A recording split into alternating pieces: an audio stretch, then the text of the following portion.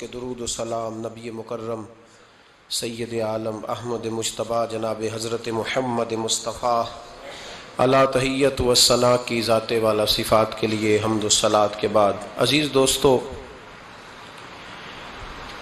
اسلام کے کسی بھی حکم کو تسلیم کر لینا اسلام کہلاتا ہے، اور اللہ رسول کے کسی بھی حکم کو دل سے مان لینا یہ ایمان کہلاتا ہے۔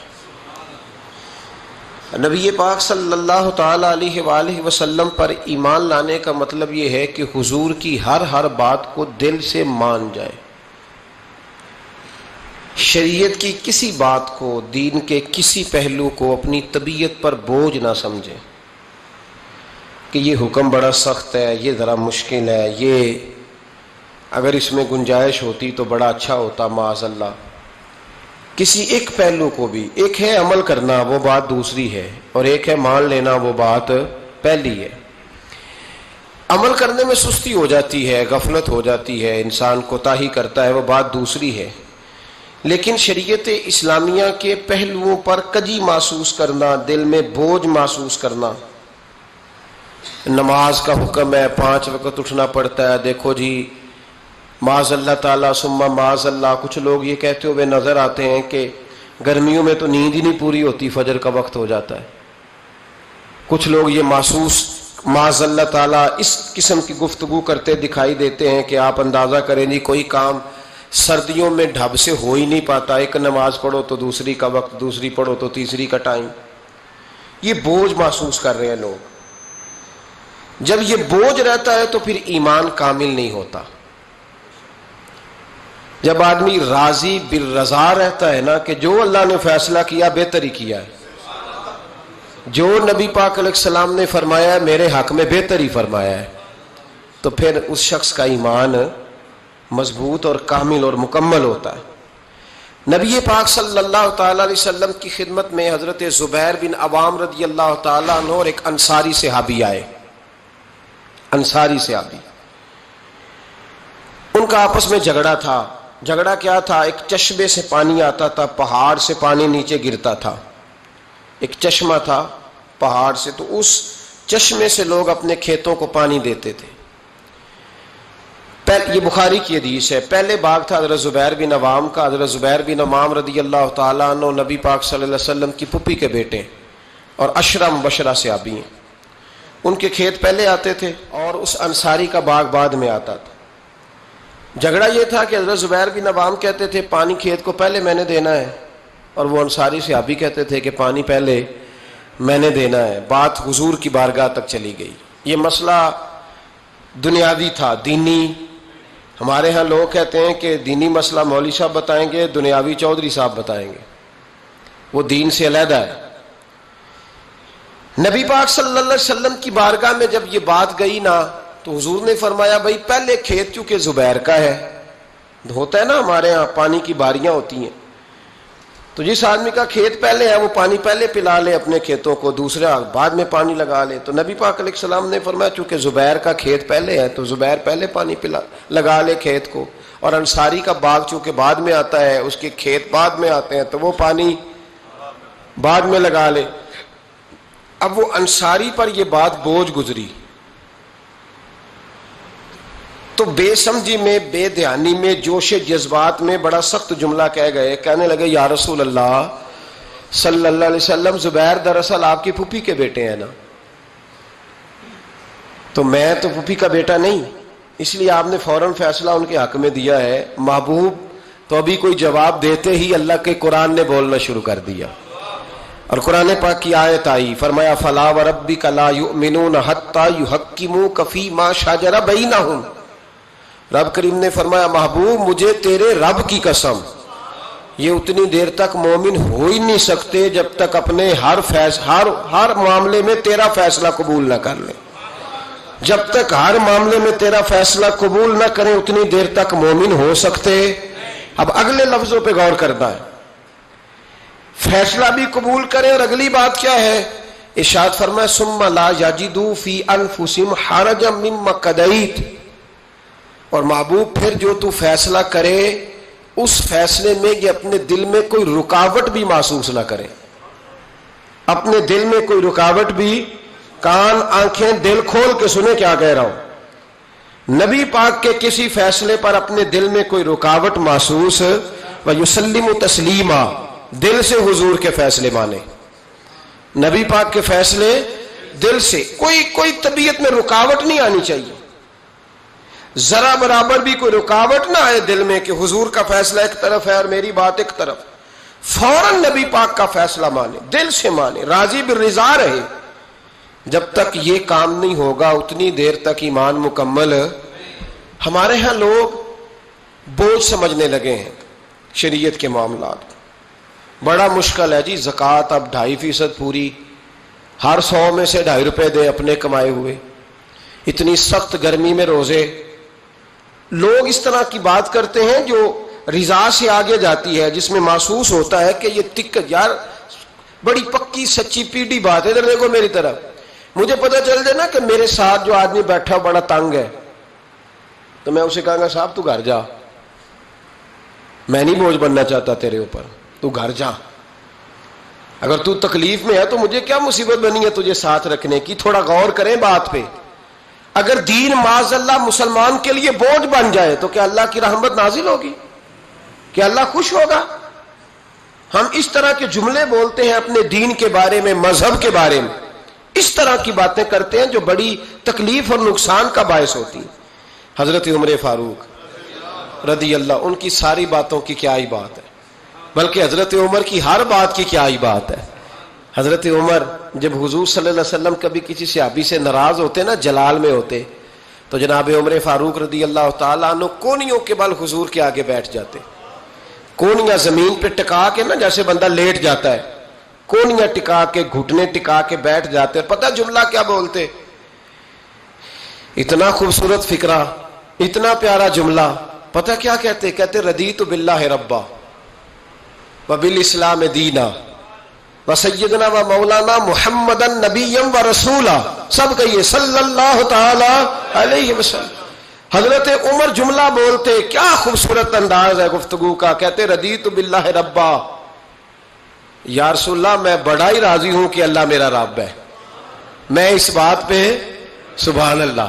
دیکھیے فکرے پہ غور، رضیت باللہ ربا، حضور اللہ کے رب ہونے پہ میں بڑا ہی راضی ہوں کہ اللہ ہمارا رب ہے، اور میں بڑا ہی راضی ہوں کہ اسلام ہمارا دین ہے، وسیدنا و مولانا محمد نبیا و رسولا، اور یا رسول اللہ میں اس بات پر بڑا ہی راضی ہوں کہ اللہ نے آپ کو ہمارا نبی اور رسول بنایا ہے۔ رضیت باللہ ربا وبالاسلام دینا۔ ہمارے سلسلہ عالیہ میں جب مرید کیا جاتا ہے نا تو ایک شجرہ شریف دیا جاتا ہے، پھر جب مرید اس کو پڑھ لیتا ہے پھر اس کو الوظیفۃ الکریمہ دیتے ہیں۔ اب تو خیر مرید وظیفے ہی نہیں پڑھتے، وہ کہتے ہیں کون ضرورت، پیر صاحب نظر کرے اور چھٹی۔ جی وہ سید فیض الحسن شاہ صاحب فرمایا کرتے تھے، مرید کہندے سانو وظیفے نہ پڑھاؤ، نمازاں نہ پڑھاؤ، سانو انجے ہی پہنچاؤ۔ کتنے پہنچائیے انجے جی؟ جب اللہ رسول نے نمازوں کا حکم دیا ہے تو پھر کسی اور جگہ تو بندہ پہنچ سکتا ہے، ان کی بارگاہ میں پہنچ سکتا۔ ایک بندہ، میں نے اپنے شجرے میں لکھا ہے آخر پہ، میں نے کہا جو آدمی کسی اسکول میں داخلہ لے اور سبق ہی یاد نہ کرے، کتابیں ہی نہ پڑھے، اور پھر وہ کہے جی میں فیل ہو گیا، تو پھر اس کا مطلب ہے غلطی استاد کی، غلطی اس کی ہے جس نے نہ سبق پڑھا نہ اس نے نصاب کھول کے دیکھا۔ تو بہت سارے لوگ بس ٹھیک ہے گزارا چل رہا ہے، نظام چل رہا ہے، تو پھر بات آگے کیسے بڑھے گی جب تک لوگ توجہ نہیں کریں۔ تو جب انسان سمجھ لیتا ہے، اپنے ماحول کو سمجھتا ہے، وہ راضی رہتا ہے کہ مجھے بڑا سکون ہے جی نماز میں، مجھے تلاوت قرآن میں۔ میں ایک بات بتاتا ہوں آپ کو، مجھے میرے ایک ساتھی نے ایک فون کیا، کئی دفعہ بندہ خود بات کر کے اسے خود بڑا مزہ آتا ہے، اور وہ بات اسے بعد میں سمجھ آتی ہے کہ یہ میں نے کیا کہہ دیا ہے۔ مجھے ایک سنگی نے فون کیا، کہنے لگا گرمی بڑی سخت ہے، سیر کرنے نہ چلے 2-4 دنوں کے لیے، ٹھنڈی جگہ چلتے ہیں 2-4 دن کے لیے۔ تو میں نے کہا یار اللہ نے ڈیوٹی ایسی لگا دی ہے کہ سارا سال ہی سیر ہوتی رہتی ہے، تو میں رہتا ہی سیر پہ ہوں، تو میں تیرے ساتھ کیوں جاؤں؟ کہنے لگا یار بندہ ایک طرح کا کام کر کر کے نا اکتا جاتا ہے، روز ڈیوٹی، روز نوکری، یہ ذرا غور سے بات سنیے گا. وہی روز سارے معاملات افسر وہی تو بندہ اکتا بھی تو جاتا ہے نا. تو میرا خیال ہے 2-4 دن نا ذرا سائڈ پہ جاؤ, تو بھی تو نکلنا, کٹھے چلتے ہیں. پرانی دوستی تھی. تو میں نے اس کو کہا یار تو اکتایا ہے, لیکن تیرے سوال کے جواب میں کہتا ہوں الحمدللہ میں اپنے کام سے کبھی نہیں اکتایا. میں اپنے کام سے کبھی اکتایا نہ مدرسے کے طالب علموں کی باتیں سن کے, نہ ان کو اسباق دے کے, نہ کبھی کتاب پڑھ کے, نہ کبھی حدیث دیکھ کے, نہ کبھی جمعہ پڑھا کے, نہ کبھی تقریر کر کے, نہ روز مسئلہ بتا کے. دیکھیں نا بندہ تھک بھی تو جاتا ہے نا, ایک ہی بات ہر بندہ سوال پوچھ رہا ہے اس طرح کے. میں جب اکتایا ہی نہیں, جب مجھے کبھی اکتاہٹ ہوئی نہیں, تو میں اپنا کام چھوڑ کے کیوں جاؤں. بلکہ جتنا اللہ کام لیتا جاتا ہے مجھے تو مزہ آتا جاتا ہے. جب کام کا یہ ذائقہ بنتا ہے نا, یہ والا جب سرور بنتا ہے, جب کام انسان کا شوق بن جاتا ہے, پھر اسے اکتاہٹ محسوس ہے, اسے پھر تکلیف. سید ابو البرکات شاہ صاحب تھے لاہور میں, اعلیٰ حضرت کے خلیفہ. تو تراویح پڑھ کے وہ سوئے, تو شہری سے نا 1-2 گھنٹہ پہلے ایک شخص نے ان کے دروازے پہ دستک دی. تو ان کے صاحبزادے تھے, انہوں نے بخاری کی شرح لکھی, بہت بڑے عالم تھے, شارح بخاری سید محمود رضوی صاحب رحمۃ اللہ علیہ. رضوی صاحب نے اٹھ کے دروازہ کھولا تو ایک بندہ کہنے لگا سید صاحب ہیں, پاکستان کے سب سے بڑے مفتی تھے وہ سید ابو البرکات شاہ صاحب, بہت بڑے, سچ مچ میں بہت بڑے تھے ہر لحاظ سے. اعلیٰ حضرت فاضل بریلوی کے خلیفہ تھے, سید تھے. تو کہا سید صاحب ہیں. تو رضوی صاحب کہنے لگے کیا کام ہے؟ کہنے لگا جی کام تو مجھے انہی سے ہے, انہی کو بتاؤں گا. فرمانے لگے چلیں ٹھیک ہے, اب 1-2 گھنٹہ آرام کرو, رہ گیا, ان کو آرام کر لینے دو, ابھی سحری کا وقت ہوگا تو وہ اٹھ جائیں گے, تو تم کام کر لینا. کہنے لگا یار ابھی مل جاتے تو چلو ٹھیک تھا. اتنی دیر میں سید صاحب کی آنکھ کھل گئی, سن لیا کہ مجھے بلا رہا ہے. قریب ہی آپ سوئے ہوئے تھے, اٹھ کے تشریف لائے. فرمایا ہاں بیٹا بتاؤ کیسے آئے؟ کہنے لگا حضور ایک مسئلہ پوچھنا تھا. فرمایا پوچھو. کہنے لگا جی مسئلہ یہ پوچھنا تھا کہ جس بندے نے عشاء کے فرائض جماعت کے ساتھ نہ پڑھے ہوں وہ وتر پڑھ سکتا ہے کہ نہیں پڑھ سکتا؟ تراویح کے بعد وتر ہوتے ہیں نا جماعت کے ساتھ, تو پڑھ سکتا ہے کہ نہیں؟ تو سید صاحب فرمانے لگے جس نے فرض نہیں پڑھے, بہتر یہ ہے کہ پھر وہ وتر بھی جماعت کے ساتھ نہ پڑھے, لیکن اگر کوئی پڑھ بھی لے تو اس پر کوئی فتویٰ نہیں, کوئی حکم نہیں, بہتر ہے کہ نہ پڑھے. تمہاری بات ہو گئی؟ کہنے لگا ہو گئی. آپ تشریف لے گئے. علامہ رضوی صاحب کہتے ہیں حضرت صاحب اندر چلے گئے تو مجھے اس بندے پہ بڑا غصہ آیا. میں نے اس کو کہا کہ کون سی قیامت آنے والی تھی اگر تو یہ سوال فجر میں پوچھ لیتا تھا؟ کیا مسئلہ تھا؟ کچھ لوگ کرتے ہیں تنگ, اس میں کوئی شک نہیں, تکلیف دیتے ہیں. وہ بات جو ہو سکتی ہے اپنے ٹائم پہ, انہوں نے اسی وقت پوچھنی ہے جب ان کو یاد آ گئی. میں نے کئی دفعہ حدیث سنائی ہے کہ ایک صحابی کو نبی پاک صلی اللہ علیہ وسلم نے, سرکار نے فرمایا کہ جب اس کا انتقال ہو جائے تو مجھے بتانا. صحابی بھی نوجوان تھے, 14-15 سال عمر تھی. انہوں نے پتا اپنے والد صاحب کو کیا کہا؟ فرمایا میرا انتقال ہو جائے تو حضور کو خبر نہیں کرنی, اس لیے کہ میں رات کو انتقال کروں گا. ایسا نہ ہو کہ نبی پاک آئیں اور یہودیوں کے محلے سے گزر کے آئیں اور کوئی یہودی حضور کو تکلیف دے. میں اپنے جنازہ حضور پڑھائے تو بخشش ڈائریکٹ ہے کہ نہیں, فوراً جنت ہے کہ نہیں. لیکن انہوں نے کہا میں نہیں چاہتا کہ میں اپنے نفع کے لیے محبوب کو تکلیف دوں. تو محبت کا انداز تو کوئی اور ہوتا ہے, جس سے محبت ہوتی ہے اس کے تو بندہ آرام کا, سکون کا, کہتا ہے جی میرا بڑا پیار ہے, ٹھاؤ میں آیا جو ہونا اس ویلے, میں ہوں دوبارہ آماندہ. یہ کیسی بات ہو گئی؟ تو یہ محبت نہیں ہے, یہ لالچ ہے. بہرحال جو بات عرض کرنے جا رہا ہوں, میں مضمون پر رہتا ہوں, مضمون کو سمجھیے گا. سید صاحب کہتے ہیں وہ بندہ جب جانے لگا تو میں نے اس کو کہا, میں نے کہا یار تو سویرے پوچھ لیتا, کیا حرج تھا, صبح پوچھ لیتا. حضرت صاحب بوڑھے آدمی, آدھی رات کو تکلیف دی, ابھی 2 گھنٹے میں سحری ہونے والی تھی. تو کہتے ہیں وہ چلا گیا تو سید صاحب نے مجھے بلایا, کہنے لگے محمود مسئلہ میں نے بتایا, تمہیں کیا تکلیف ہے؟ اور پھر فرمانے لگے میرا دین میرا مشن ہے, میرا دین میرا مشن ہے. شکر کرو کسی نے بات پوچھی تو ہے نا, اور اگر کوئی میرے دین کے معاملے میں کوئی بات کرنے آتا ہے تو میں اس سے اکتاتا نہیں ہوں. تو جب انسان راضی بالرضا رہنے لگتا ہے نا, پھر وہ ہر روز نماز پڑھ کے تکلیف نہیں اسے ہوتی. پھر روز درود شریف پڑھ کے وہ یہ نہیں کہتا کہ چلو 2-4 چھٹیاں بھی کر لو. پھر روزانہ تلاوت کر کے اسے کہیں دقت محسوس نہیں ہوتی, چونکہ اب وہ چاہتا ہے کہ جس حال میں میرا رب رسول مجھے رکھیں گے, جو حکم دیں گے, میں نے اس سے کوئی تنگی محسوس نہیں کرنی، میں نے اس کے مطابق چلنا ہے۔ اور قرآن مجید نے ایک نیا انداز اختیار کیا سورہ مائدہ کے اندر، اس کی آیت نمبر 119 ہے۔ اللہ کریم نے فرمایا رضی اللہ عنہم ورضوا عنہ، صحابہ کی بات ہو رہی ہے، فرمایا وہ اللہ سے راضی ہے اور اللہ ان سے راضی ہے۔ حضرت سیدنا موسیٰ علیہ السلام نے عرض کی کوہ طور پہ جا کے، مولا میری قوم پوچھتی ہے کہ کوئی ایسا کام بتا جو ہم کریں تو ہم سے راضی ہو جائے۔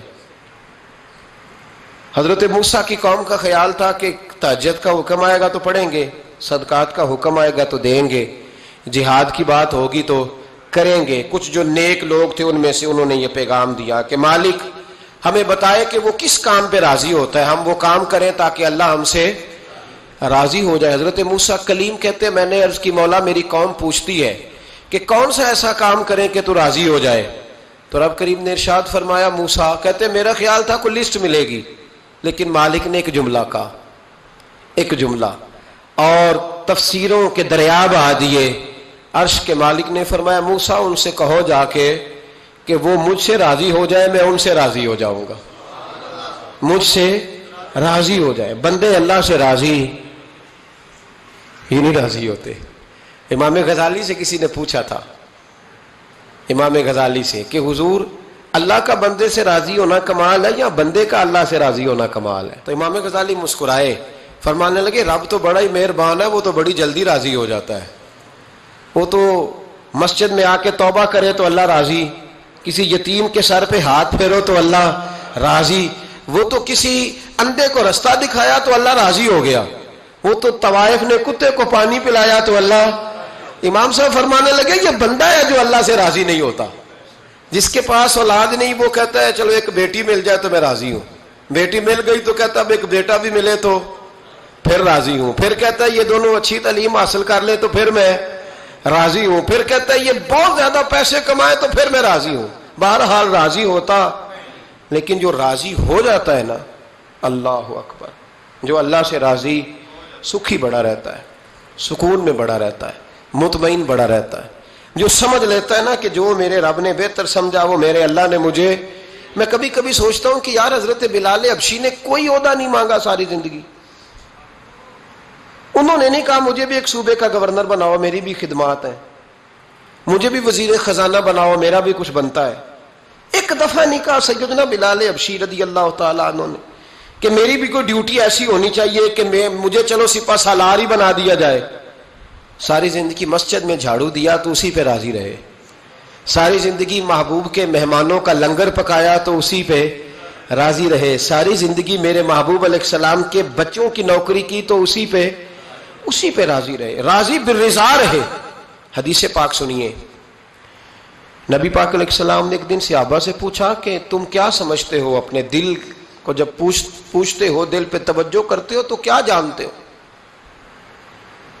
تو صحابہ عرض کرنے لگے یا رسول اللہ جب ہم اپنے دل پہ توجہ کرتے ہیں تو ہم سمجھتے ہیں کہ اللہ نے ہمیں ایمان عطا فرمایا ہے۔ تو حضور نے فرمایا تمہارے ایمان کی دلیل کیا ہے؟ ایمان کی کوئی دلیل بھی تو ہوتی ہے نا، ہمارے زمانے میں تو کوئی دلیل نہیں، نماز نہیں پڑھتا پھر بھی میں مسلمان ہوں، روزہ نہیں رکھتا پھر بھی مسلمان، جھوٹ صبح سے شام تک، کہتا خبردار کسی نے مجھے ذرا بھی بات کی سب سے بڑا مسلمان میں ہی ہوں، بددیانتی، دھوکہ، فریب، فرار، لیکن خبردار کسی نے کوئی بات کی سب سے بڑا مفتی میں ہی ہوں۔ جرم سارے پائے جاتے ہیں، دلیل کیا ہے بھائی؟ اگر کسی دیکھیں نا، اگر درخت ہے تو دلیل یہ ہے کہ پھل بھی ہے، شاخیں بھی ہیں، لیکن تو صاحب ایمان ہے تو دلیل کیا ہے؟ تو نبی پاک صلی اللہ علیہ وسلم نے صحابہ سے پوچھا کہ تم ایماندار ہو تو دلیل دو۔ تو بڑے خوبصورت تھے میرے محبوب کے تیار کردہ لوگ، عرض کرنے لگے یا رسول اللہ ایمان کی دلیل یہ ہے کہ اگر اللہ ہمیں نعمت دیتا ہے تو ہم شکر ادا کرتے ہیں، اگر کبھی مصیبت آتی ہے تو ہم صبر کرتے ہیں، اور یا رسول اللہ ہم اپنے رب کے ہر فیصلے پر راضی رہتے ہیں، ہم اپنے اللہ کے ہر فیصلے پر۔ اب حضور نے رزلٹ کا اعلان کیا تو میرے محبوب فرمانے لگے پھر سنو میں گواہی دیتا ہوں واقعی اللہ نے تمہیں دولت ایمان عطا فرمائی ہوئی، پھر واقعی اللہ نے تمہیں دولت ہے۔ اگر تم اپنے رب پر راضی ہو، اگر تم راضی ہو اس کام پر جس پہ اللہ نے تمہیں رکھا ہوا ہے، اگر تمہیں کسی کو دیکھ کر تکلیف نہیں ہوتی، اگر تم نہ حسد میں جلتے ہو، نہ بغض میں، نہ کینے میں، نہ تکبر میں، نہ احساس کمتری کا شکار ہوتے. اگر تم راضی رہتے ہو کہ میرے مالک نے بہترین زندگی مجھے دی، پھر اس کا مطلب یہ ہے کہ تم صاحب ایمان ہو. ہمارے زمانے میں لوگوں کی وہ تکلیفیں، صبر نہیں ہے، سکون نہیں ہے، بے چینی سی ہے، بے قراری سی ہے، معاشرے میں ایک عجیب سی ہلچل ہے. ہر آدمی سمجھتا ہے کہ وہ سامنے والا جو شخص ہے نا وہ بڑا سکھی ہے اور میں بڑی تکلیف میں ہوں. میں رات اپنے پیر بھائیوں کو سمجھا رہا تھا، میں کہہ رہا تھا یاد رکھنا جس آدمی کا عہدہ بڑا ہوتا ہے نا اس کا زخم بھی بڑا گہرا ہوتا ہے، اس کا زخم بھی بڑا. ہاں وہ کسی شاعر نے، شعر اردو کا ہے اور تھوڑا وقی تھا شاعر بھی، تو بات بھی اس کی تھوڑی وقی ہے، چلیں آپ سیانے لوگ ہیں آپ کی سمجھ میں آ ہی جائے گی.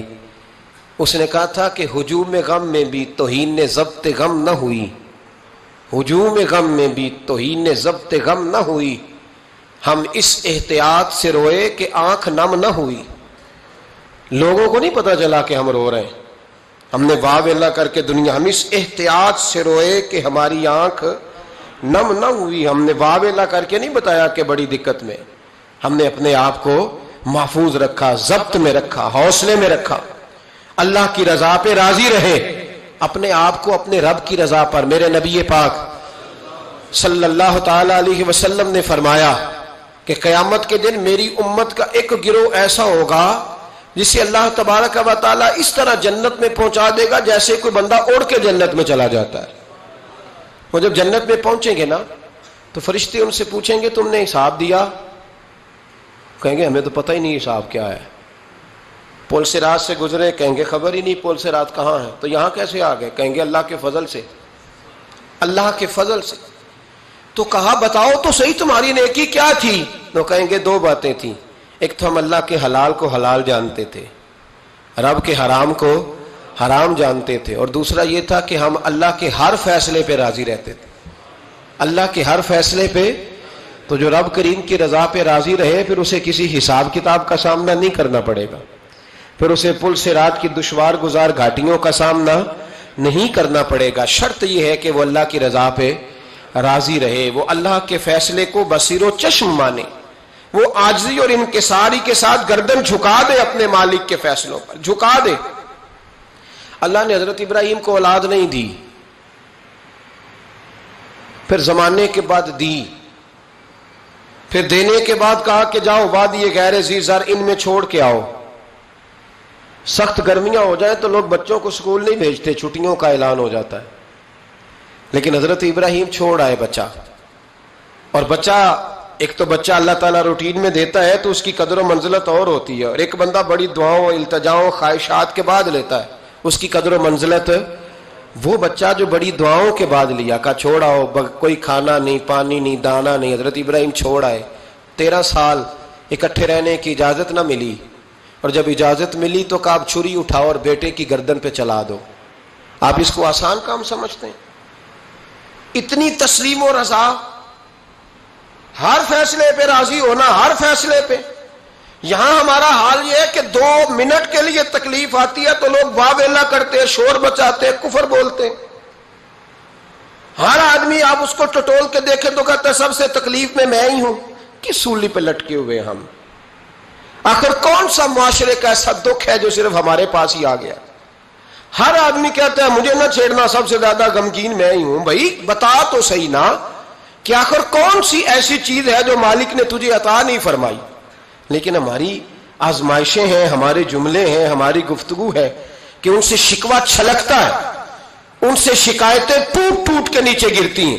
ہم یہ سوچتے ہی نہیں کہ ہمیں نہیں پتا ہمارے حق میں بہتر کیا ہے، ہمارے رب کو پتا ہے کہ ہمارے حق میں بہتر کیا ہے. اس لیے لوگ شکایت نہیں کرتے تھے. آج ہر بات پر شکایت ہے، ہر بات پر لوگ شکوہ کرتے ہیں، اور ہر بات پر لوگ اللہ تبارک و تعالیٰ کی بارگاہ ناز کے نافرمان بنتے ہیں. اور پھر سوال کیا؟ یا اللہ تو راضی ہو جا، یا اللہ تو. اور اللہ کیا فرماتے ہیں موسیٰ اپنی قوم سے کہو یہ مجھ سے راضی ہو جائے میں بھی ان سے راضی ہو جاؤں گا. حضرت رابعہ بصری رحمت اللہ تعالی علیہ نا طبقہ صوفیاء میں ایک بڑی منفرد حیثیت رکھتی ہیں، علیحدہ ایک مقام ہے، اور ان کی زندگی بتاتی ہے کہ اللہ کی معرفت، اور رب تبارک و تعالیٰ کا قرب صرف مرد کے لیے خاص نہیں، اگر عورت بھی توجہ کرے تو اللہ اسے بھی خزانے کھول کے عطا فرماتا ہے، اسے بھی اللہ خزانے کھول۔ حضرت رابعہ بصری اکثر نہ اولیاء اللہ کی مجالس میں جا کے بیٹھتی تھیں، بیٹھتی پردے کے اندر تھیں لیکن بیٹھا کرتی تھیں۔ جو لوگ اس رستے کے مسافر ہوتے ہیں وہ بات کو سمجھتے ہیں کہ یہ گہرا معاملہ ہوتا ہے، کسی جگہ سے کوئی ایسی چیز ملتی ہے جس کو فوری طور پر طبیعت اور نفس قبول نہیں کرتا، لیکن جو صوفیاء ہوتے ہیں نا، سالکین طریقت، معرفت کے رستے کے مسافر، وہ چونکہ مسافر ہوتے ہیں تو انہیں جو بندہ بھی منزل کا رستہ بتاتا ہے وہ اس کی بات غور سے سنتے ہیں، اعتراضات نہیں کرتے، شکوے نہیں کرتے، بن کے نہیں بیٹھ جاتے۔ ہمارے زمانے میں مسافر نہیں ہیں طریقت کے، ہمارے زمانے میں یہاں مرید کامل ہیں یا پھر پیر ہیں جو مطلق العنان ہے، جن کے سامنے جو سوال ہی نہیں پیدا ہوتا کسی اور کی بھی سنے، ممکن نہیں۔ حضرت رابعہ بصری بیٹھی تھی، حضرت سفیان ثوری بہت بڑا نام ہے، یہ وہ شخصیت ہے کہ جب جایا کرتے تھے تو اولیاء اللہ کھڑے ہو کے ان کا استقبال کرتے تھے، بغداد میں اتنا بڑا درجہ تھا ان کا۔ حضرت جعفر بن سلیمان بھی بیٹھے تھے، سفیان ثوری بھی بیٹھے تھے۔ تو حضرت سفیان ثوری دعا مانگنے لگے، جناب رابعہ بصری پردے کے اندر بیٹھی ہوئی تھی، دعا مانگنے لگے، اے اللہ مجھ سے راضی ہو جا، اے اللہ مجھ سے راضی ہو جا، اے اللہ مجھ سے۔ دیر تک دعا مانگتے رہے تو بی بی صاحبہ، مائی صاحبہ اندر سے بول پڑی ناراض ہو کے، کہنے لگی بس کر سفیان، کیا دعا مانگ رہا ہے تو، کب سے میں سن رہی ہوں، بس کر۔ کیا ہوا، تو کیوں ناراض ہوتی ہے؟ فرمانے لگی سفیان تو نے ایک بار بھی کہا میں نے برداشت کیا، دوسری بار بھی کہا، بتائیے دعا ٹھیک ہے کہ نہیں ان کی؟ اے اللہ تو مجھ سے راضی ہو جا، اس دعا پہ ناراض ہوگی مائی صاحبہ۔ کہنے لگی تو نے ایک بار بھی مانگی تو میں چپ رہی، دوسری بار بھی مانگی تو اب تو چپ ہی نہیں کر رہا، بس کر۔ تو حضرت سفیان کہنے لگے چل میری اصلاح کر دے۔ تو مائی صاحبہ کہنے لگی تو یہ تو کہہ رہا ہے یا اللہ راضی ہو جا، یا اللہ راضی ہو جا، پہلے تو بتا تو اللہ سے راضی ہے؟ پہلے اپنے نفس پر نظر ڈالنا، تو راضی ہے؟ روز نہیں مانگتا کہ 2 کروڑ چاہیے، 6 کروڑ چاہیے، انسان کا نفس روز نہیں کہتا بڑی گاڑی چاہیے، روز نہیں کہتا میرے بھی ٹھاٹ باٹ ہو، میں بھی بڑی گاڑی میں کھڑے ہو کے لوگوں کو ہاتھ لہرا کے لیڈر بنوں، روز نہیں کہتا میرا بھی بڑا نام ہو، پہلے بتا نا تو راضی ہے؟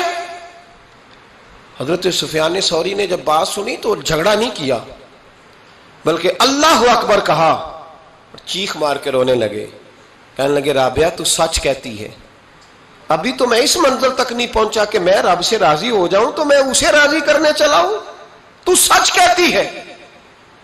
قریب ہی حضرت جعفر بن سلیمان بیٹھے تھے، وہ بی بی رابعہ کے پاس گئے، کہنے لگے مائی صاحبہ مجھے تو بتا دیں آخر بندہ اللہ سے راضی ہوتا کب ہے، یہ منزل شروع کب ہوتی ہے؟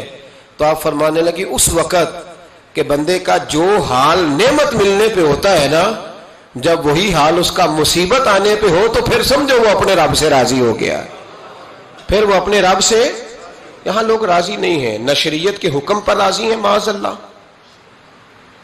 نہ دین کے آنے پر راضی ہیں، نہ نفاذ شریعت پر راضی ہیں، نہ لوگ اپنے ہر معاملے میں۔ دیکھیں نا کبھی کبھی تکلیف ہوتی ہے، کئی دفعہ لوگ بات پوچھنے آتے ہیں تو دل کرتا ہے انہیں ڈانٹ جھڑک دیں گے، طلاق کا مسئلہ پوچھنے کے لیے لوگ عالم کے پاس آ جائیں گے، طلاق کا مسئلہ پوچھنے۔ سوال یہ ہے کہ تو نے شادی کے سے پہلے کسی عالم سے رابطہ کیا تھا کہ مجھے بتائے بیوی کے حقوق کیا ہیں، اس کے ساتھ وقت گزارنا ہے میں نے تو کس طرح کے حقوق میں نے ادا کرنے ہیں، شریعت مجھے کیا حکم کرتی ہے؟ پوچھا تھا کسی عالم سے؟ دین کی ضرورت پڑی تو دین کے پاس آئے، لیکن دین کو عمل کرنے کے لیے کبھی حاصل ضرورت پڑی تو آ گئے، حاجت ہوئی تو آ گئے، طبیعت لگی تو آ گئے۔ میں درجنوں بار کہہ چکا ہوں کہ جب کسی آدمی کے پاس لاکھوں روپیہ ہوتا ہے تو کسی پیر کے پاس نہیں جاتا کہ حضرت صاحب بڑے پیسے ہیں بتائیں شکر کیسے ادا کروں، لیکن جب ذرا دقت آتی ہے، حالات خراب ہوتے ہیں تو ہر پیر کا دروازہ کھٹکھٹاتا ہے، کہتا ہے کوئی تعویذ دے دیں۔ تو بتا جب تو تیرا دین کے ساتھ صرف تکلیف کا رشتہ ہے تو راضی بالرضا کب ہوگا؟ کب تو راضی ہوگا اپنے رب کے معاملات میں؟ کب تو راضی ہوگا؟ کئی دفعہ طبیعت میں تکلیف ہوتی ہے، وہ حضرت صاحب حالات بڑے خراب ہوئے ہیں، پہلے آپ نے تعویذ دیا تھا تو صحیح ہو گیا، پھر خراب ہے میں دوبارہ آ گیا، تو دل کرتا ہے ان سے کہنے سے کہ یار ہمارے ساتھ تمہارا رشتہ خراب حالاتوں کا ہی ہے، کبھی صحیح حالاتوں میں بھی آؤ نا، بڑے خوش حالات میں بھی آؤ کہ اب حالات بڑے اچھے ہیں، ہم حاضر ہیں، کوئی حکم کریں۔ خدا را راضی بالرضا رہنا سیکھیں۔ انس بن مالک رضی اللہ تعالیٰ عنہ کہتے ہیں 10 سال حضور کی بارگاہ میں رہا، 10 سال، اور 10 سال میں نے حضور کے گھر میں نوکری کی۔ کہتے ہیں نبی پاک نے کبھی مجھے اف تک نہیں کہا۔ ہمارا اپنا بچہ جو ہوتا ہے نا بیٹا، اور 10 دنوں میں شاید سینکڑوں دفعہ سن لے یہ کیا کیا ہے وہ کیا، کہتے 10 سال حضور نے مجھے، کہتے میں نے ایک دن بڑا نقصان کر دیا، کوئی بڑی چیز مجھ سے ٹوٹ گئی، بڑا نقصان ہو گیا، تو فرماتے ہیں کہ نبی پاک صلی اللہ علیہ وسلم کی ایک زوجہ محترمہ مجھ پر جلال کرنے لگی، اور ان کا جلال بالکل بجا تھا، ان کا غصہ بالکل ٹھیک تھا، اس لیے کہ میں نے واقعی بڑا نقصان کیا تھا۔ کہتے ہیں وہ جب جلال کرنے لگی نا تو محبوب تشریف لائے، کیا ہوا؟ کہا یا رسول اللہ یہ دیکھیں اس نے کتنی بڑی چیز توڑ دی۔ تو کہتے ہیں اب میرا خیال تھا کہ یہاں سے بھی مجھے ڈانٹ پڑنی ہے اور پڑنی چاہیے بھی، اس لیے کہ میں نے آج بڑا نقصان کیا ہے، لیکن کہتے ہیں محبوب میرے قریب آئے اور میرے کندھے پہ ہاتھ رکھا، زوجہ جلال میں تھی، تو محبوب نے کیا خوبصورت جملہ کہا، ساری سوچ ہی بدلتی، فرمانے لگے اس کو نہ ڈانٹ، اس چیز کا ٹوٹنا میرے رب کی رضا تھی تو چیز ٹوٹ گئی ہے، یہ میرے رب کی رضا تھی تو یہ چیز اب یہ غریب ہے اس کا دل نہ توڑ، وہ ٹوٹ گیا، وہ جو ہونا تھا سو ہو گیا، اب چھوڑ، یہ میرے اللہ کی اس چیز کا اتنی دیر رہنا ہی ہمارے حق میں بہتر تھا، تو ٹوٹ گئی تو ختم۔ کہتے بڑا جلال تھا محبوب کی زوجہ کو، لیکن انہوں نے جب بات سنی تو پھر مصطفیٰ کریم کا گھرانہ، پھر حضور کی ازواج پاک مومنوں کی مائیں، کہتے ہیں اسی وقت وہ بیٹھیں اور انہوں نے میری طرف بڑی شفقت کی نظروں سے دیکھا، اور ان کے غصے کو میں نے پیار میں بدلتے دیکھا۔ بھائی یاد رکھو اللہ کی رضا، پھر اس وقت 2-4 لاکھ کے لیے لوگوں کو ہارٹ اٹیک نہیں ہوتا، پھر 20-25 ہزار کے لیے بلڈ پریشر اپ ڈاؤن نہیں ہوتا، جب بندہ اللہ کی رضا پہ راضی رہنے لگتا، پھر چھوٹی چھوٹی باتیں اس کے لیے سہانے روح نہیں بنتی، پھر ذرا ذرا سی بات اسے تکلیف نہیں دیتی، جب وہ اللہ تعالیٰ کی رضا پر راضی ہونے کا عادی ہو جاتا ہے تو پھر یہ چیزیں اس کے لیے باعث آزمائش۔ بنی اسرائیل میں ایک شخص تھا، امام غزالی رحمۃ اللہ علیہ فرماتے ہیں اس کا دل چاہا کہ پتہ تو کروں جنت میں میرا پڑوسی کون ہوگا، تو اس کو خواب میں بتایا گیا کہ فلاں بن فلاں تیرا جنت میں پڑوسی ہے۔ اب یہ بڑا عابد تھا، زاہد تھا، عبادت گزار تھا، پرہیزگار تھا، بڑا نیک تھا، بڑا پرہیزگار۔ یہ سفر کر کے اس کے پاس گیا، اس کو جا کے کہنے لگا میں تیرا مہمان نہ بن جاؤں، 2-3 دن کا بن جاؤ۔ کہتے میں 3 دن اس کے ساتھ رہا، میں اس سے زیادہ نوافل پڑھتا تھا، زیادہ صدقات و خیرات کرتا تھا، زیادہ عبادات کرتا تھا، وہ تو میرے مقابلے میں کچھ بھی نہیں۔ 3 دن کے بعد میں آنے لگا تو میں نے اس کو کہا یار میں ایک مقصد کے لیے آیا تھا تیرے پاس۔ اس نے کہا بتائیے۔ میں نے کہا کہ میرا آنے کا مقصد یہ تھا کہ میں دیکھوں تو کون سی ایسی عبادت کرتا ہے کہ جنت میں تو میرا پڑوسی بنے گا، لیکن تیری عبادات ریاضت میں تکبر نہیں کرتا، لیکن میں نے کوئی خاص چیز دیکھی نہیں، کوئی خاص بات ہے تو مجھے بتا دے۔ تو بندہ کہنے لگا کوئی خاص بات نہیں، ہاں ایک چھوٹی سی عادت ہے میرے اندر، چھوٹی سی عادت۔ بڑے لوگ کبھی بھی اپنی باتوں کو بڑا نہیں سمجھتے، کہ ایک چھوٹی سی عادت ہے، کہ وہ کون سی؟ تو وہ کہنے لگا اگر شدید گرمی ہونا تو میں نے اپنے رب سے کبھی سردی نہیں مانگی، اور کبھی برف جمی ہونا گلیوں میں تو میں نے اپنے رب سے کبھی گرمی نہیں مانگی۔ میں سمجھتا ہوں میرا رب مجھے دیتا ہی وہ ہے جو میرے حق میں بڑا بہتر ہوتا ہے۔ یہ ایک میری چھوٹی سی عادت ہے کہ کڑاکے کی دھوپ میں نے کبھی مالک سے سائے کا سوال نہیں کیا، اور اگر تیز بارش ہو رہی ہو تو میں نے کبھی یہ نہیں کہا کہ بارش نہیں ہونی چاہیے تھی، کیا بنے گا فلاں چیز کا۔ میں سمجھتا ہوں جو بہتر تھا اللہ نے وہی دے دیا ہے، تو میں مطمئن رہتا ہوں۔ تو وہ عابد، وہ نیک آدمی، وہ اللہ کے ولی کہنے لگے اسے چھوٹی سی عادت نہ بتا، تیری یہ وہ عادت ہے جس کی وجہ سے رب تجھ سے راضی ہو گیا ہے، اللہ تجھ سے راضی ہے تیری اس عادت کی بنا پر۔ جب ہمارے مزاج میں یہ چیزیں آ جائیں گی نا کہ جو میرے حق میں بہتر تھا مالک نے مجھے وہ دے دیا ہے، پھر ہم ہر جگہ بیٹھنے کی تمنا نہیں کریں گے، پھر سامنے والے سے ہم حسد نہیں کریں گے، پھر ہم یہ نہیں چاہیں گے کہ اللہ کرے وہ مر جائے اور اس کی ہر چیز مجھے مل جائے۔ پھر ہمارا مزاج، پھر ہماری طبیعت یہ نہیں رہے، اللہ کی رضا پہ راضی رہیں، مالک کے فیصلوں میں اپنے دل میں کوئی بوجھ محسوس نہ کریں، اپنی زندگی اللہ کے فیصلوں. دیکھیں نا، جو ماں باپ اللہ نے بڑے اچھے سمجھے وہ ہمارے لیے پسند کیے، وہ اللہ نے ہمارے لیے، جو اس نے ہمارے حق میں بڑے، جو بہن بھائی، اللہ کرے آپ کو سمجھ آئے، جو بہن بھائی اس نے ہمارے حق میں بڑے اچھے سمجھے وہی بہن بھائی اس نے ہمیں عطا کیے. جس بیوی کو اس نے ہمارے گھر کے گلشن میں بہتر سمجھا اس کو لا کے اس نے ہمارے آنگن میں بٹھایا، اور جو اولاد اس نے ہمارے لیے باعث افتخار سمجھی وہ اولاد اس نے ہمیں عطا فرمائی. حضرت نوح علیہ السلام کا بیٹا کافر ہو گیا، پر کسی جگہ انہوں نے شکوہ نہیں کیا کہ مالک یہ کافر کیوں ہوا.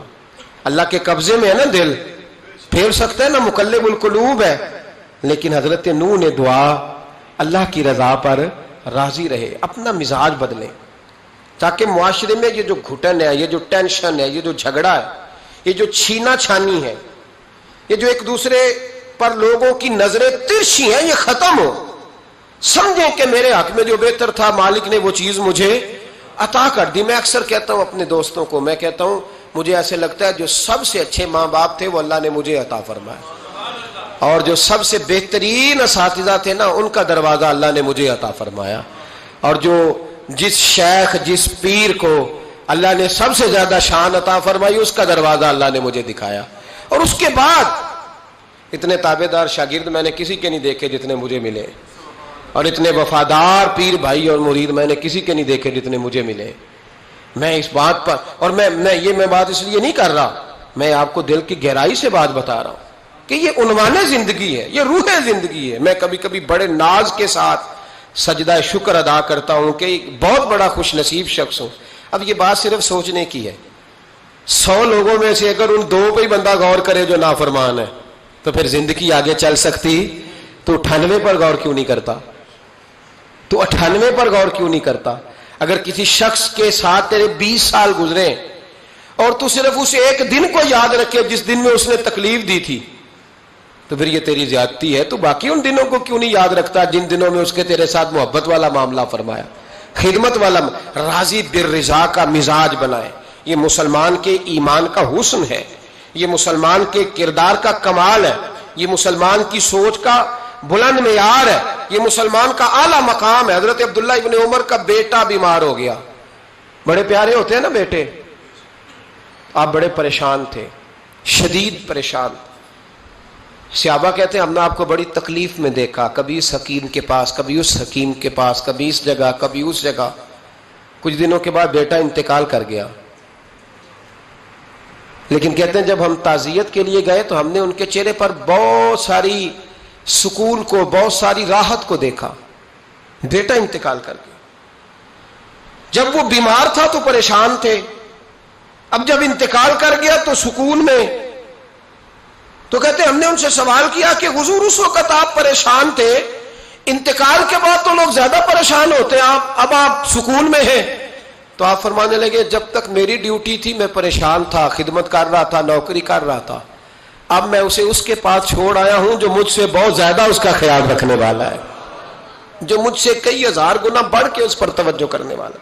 اب مجھے پریشانی، اب میرا کریم مجھ سے کہیں بڑھ کر اس کا خیال رکھے گا، اسے سکون دے گا، اسے راحت دے گا. اور میں اپنے رب کے فیصلے پر بڑا راضی ہوں. اس نے جو بہتر سمجھا اس نے میرے حق میں وہ فیصلہ. حضرت ابن وقاص رضی اللہ تعالیٰ عنہ بڑے مستجاب الدعوات بزرگ تھے، مستجاب الدعوات. حضرت عبداللہ بن صائب رضی اللہ تعالیٰ عنہ فرماتے میں حج کرنے گیا تو میں طواف وداع کرنے گیا. حج کا آخری رکن ہوتا ہے، جب واپس آتا ہے نا آفاقی حاجی تو طواف وداع کرتا ہے. کہتے جب میں طواف وداع کرنے گیا تو طواف وداع کے موقع پر میں نے دیکھا کہ جتنا رش حجر اسود کے پاس ہے اتنا ہی حضرت ابن وقاص کے پاس بھی ہے. شاید سمجھ نہیں ہے یہ آپ کو میری بات. حجر اسود کے پاس بہت بڑا رش ہوتا ہے، ہر آدمی کی خواہش ہوتی ہے بوسہ لینے کی. تو جتنے لوگ وہاں کھڑے تھے اتنے ہی لوگ حضرت سیدنا ابن وقاص رضی اللہ تعالیٰ عنہ کے پاس بھی کھڑے تھے. تو کہتے مجھے تعجب ہوا. عبداللہ بن صائب کہتے میں بھی ان کے پاس جا کے بیٹھ گیا. تو میں نے دیکھا کہ وہ نابینا ہے، آنکھوں سے نظر نہیں آتا، لوگ ان کے پاس دعائیں کرانے آ رہے ہیں، اور فرماتے میں نے عجیب حال دیکھا، بیمار ترین شخص ان کے سامنے آ کے بیٹھا، حضور میرے لیے دعا کر دیں۔ تو فرماتے انہوں نے دعا کے لیے ہاتھ اٹھائے تو وہیں اسی وقت میں نے دیکھا اللہ نے اس بندے کو شفا فرمایا۔ میں نے دیکھا مقروض دعا کرا رہے ہیں، بیمار، بے اولاد، جو بھی دعا ان سے کراتا اللہ اس کی حاجت کو پورا فرما دیتا۔ حضرت عبداللہ بن صاحب کہتے ہیں میں شام تک بیٹھا رہا، ہر نماز کے بعد رش ہوتا، میں دیکھتا رہا۔ فرماتے ہیں شام ہو گئی، لوگ دعائیں کرا کے چلے گئے، جب مغرب کا وقت ہوا تو نابینا تھے، پھر بھی مجھ سے کہنے لگے عبداللہ ساری دنیا نے دعائیں کرائی ہیں، تو نے نہیں کرانی؟ تو صبح سے بیٹھا ہے بس دیکھے ہی جا رہا ہے، تو نے نہیں کوئی دعا کرانی؟ تو کہتے ہیں میں نے کہا حضور میں نے دعا نہیں کرانی، ایک سوال پوچھنا ہے۔ تو فرمانے لگے پوچھو۔ تو میں نے کہا حضور سارا زمانہ جو دعا کراتا ہے اور اللہ آپ کی قبول کرتا ہے، تو ایک دعا آپ اپنے لیے بھی کر لیں، اللہ آپ کو آنکھیں عطا فرما دے۔ مالک جو قبول کر رہا ہے تو ایک کر لیں اپنے لیے بھی۔ میں گڈی تے ہاتھ ڈور سجن دے، او جینج رکھے اونج رہنا ہے، او جینج رکھے جینج رکھے اونج رہنا ہے، واجب نہیں جے وچ شریعت مندہ خصم نو کہنا۔ کہنے لگے ایک دعا اپنے لیے بھی کر لیں۔ کہتے ہیں جب میں نے یہ کہا تو بن وقاص رو پڑے، اتنا روئے کہ ان کی ہچکی بند گئی۔ کہنے لگے نا، جب تک رب نے چاہا اس نے مجھے آنکھیں دی، اور اب اس نے بہتر سمجھا کہ میری آنکھیں نہ رہیں، تو اس نے جو بہتر سمجھا میرے لیے کر دیا۔ میرا مالک میرے حال سے آگاہ ہے، اور میرے مالک کی حکمت ہے، اس نے مجھے جس حال میں رکھا ہے، اور فرمایا اگر اس نے مجھے اس حال میں رکھا ہے تو میں بھی اس حال پہ بڑا ہی راضی ہوں۔ میں اپنے مالک کے دیے ہوئے اس حال پر بڑا مسلمان، یہ سمجھ لے، اس پیغام کو پلے کے ساتھ باندھ لے۔ اگر اس نے جلد بازی دکھانی ہے، اگر اس نے بے راہ روی کرنی ہے، اگر اس نے اللہ تبارک و تعالیٰ کے فیصلوں میں مداخلت کرنی ہے، پھر یہ تو ممکن ہی نہیں۔